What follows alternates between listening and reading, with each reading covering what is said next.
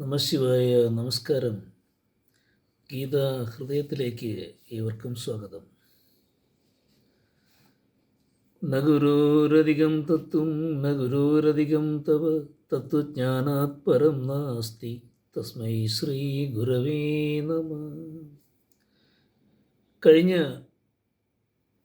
ദിവസം നാം ശ്രദ്ധിച്ചത് ഭഗവാൻ അർജുനന് നൽകുന്നൊരു ഉപദേശമാണ്.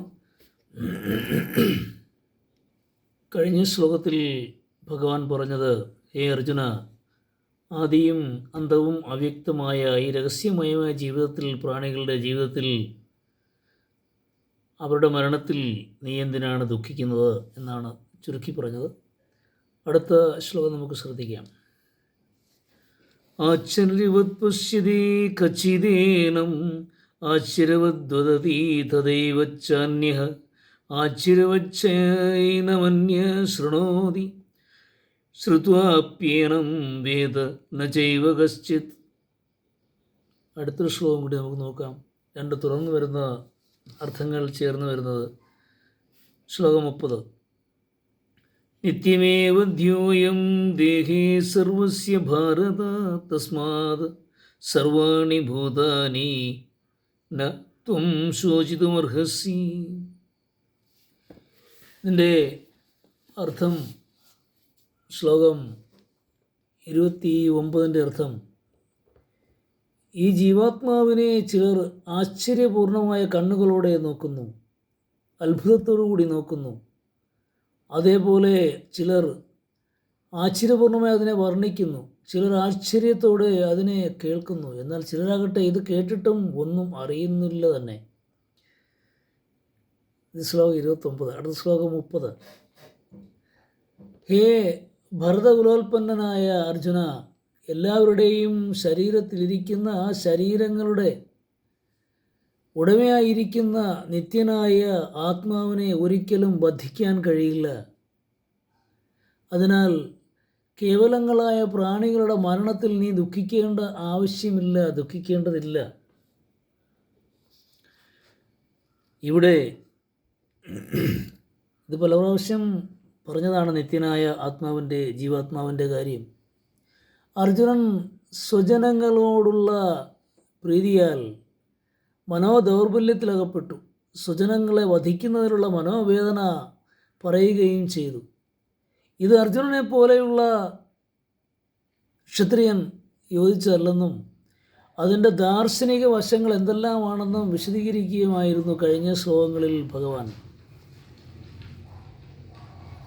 ക്ഷത്രിയന് യുദ്ധത്തിൽ നിന്ന് പിന്മാറി നിൽക്കാൻ കഴിയില്ല എന്നും സ്വജനങ്ങൾ മരിക്കുന്നതിൽ ദുഃഖിക്കേണ്ടതില്ലെന്നും പറഞ്ഞ് അതിൻ്റെ ദാർശനികമായ വശങ്ങളെക്കുറിച്ച് അർജുനന് പറഞ്ഞു കൊടുക്കുന്ന ഭഗവാനെയാണ് ഇത്രയും നേരം നാം കണ്ടത്. ഈ 30 ശ്ലോകത്തിൽ വീണ്ടും ജീവാത്മാവ് നിത്യമാണെന്നും പറഞ്ഞ് ഉറപ്പിക്കുകയാണ് ഭഗവാൻ. അർജുനനെ ക്ഷത്രിയധർമ്മം പാലിക്കുന്നതിനായി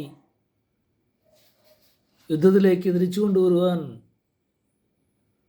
പല പല ഉദാഹരണങ്ങൾ ചൂണ്ടിക്കാട്ടി ഭഗവാൻ അർജുനനെ യുദ്ധത്തിലേക്ക് തിരിച്ചു കൊണ്ടുവരുന്ന സ്വജനങ്ങളെ ഒരിക്കലും അവരെയൊക്കെ വധിച്ചിട്ട് ഞാൻ എന്ത് നേടും എന്നൊക്കെ ചോദിച്ച അർജുനനെ, തീർത്ഥത്തിൽ തളർന്നിരുന്ന അർജുനനെ യുദ്ധത്തിലേക്ക് തിരിച്ചു കൊണ്ടുവരുവാനായി ഇത്രയും കാര്യങ്ങൾ ഭഗവാൻ ഇത്രയും ശ്ലോകങ്ങളിൽ ഭഗവാൻ പറയുകയായിരുന്നു. അത് നമുക്കും ഗുണപാഠമായി ഓരോ കാര്യങ്ങൾ, ഓരോ ഉദാഹരണ സഹിതം പറഞ്ഞത് എന്ന് മനസ്സിലാക്കുക. വീണ്ടും വീണ്ടും പഠിക്കാൻ ശ്രമിക്കുക, കേൾക്കാൻ ശ്രമിക്കുക, വായിക്കാൻ ശ്രമിക്കുക. ഭഗവത്ഗീത അത് നമ്മുടെ നിത്യജീവിതത്തിൽ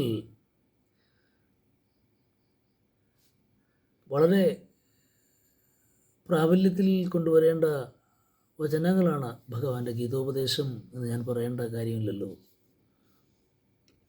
പല ശ്ലോകങ്ങളിലായി ഭഗവാൻ ജീവാത്മാവ് നിത്യമാണെന്നും എല്ലാം പറഞ്ഞുവെങ്കിൽ ഇപ്പോഴും 30 ശ്ലോകത്തിൽ അത് തീർത്തും പറഞ്ഞു കഴിഞ്ഞു.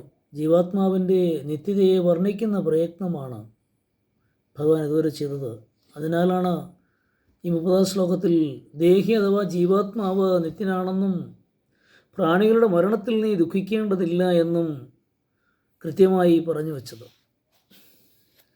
മനസ്സിലായി കാണുമെന്ന് വിശ്വസിക്കുന്നു. ഗുരുപാദാരവിന്ദങ്ങളിൽ സമർപ്പിക്കുന്നു. ഏവർക്കും ശുഭ സുദിനം, നല്ലൊരു ദിവസം ലഭിക്കട്ടെ എന്ന് പ്രാർത്ഥിക്കുന്നു. നമസ്കാരം.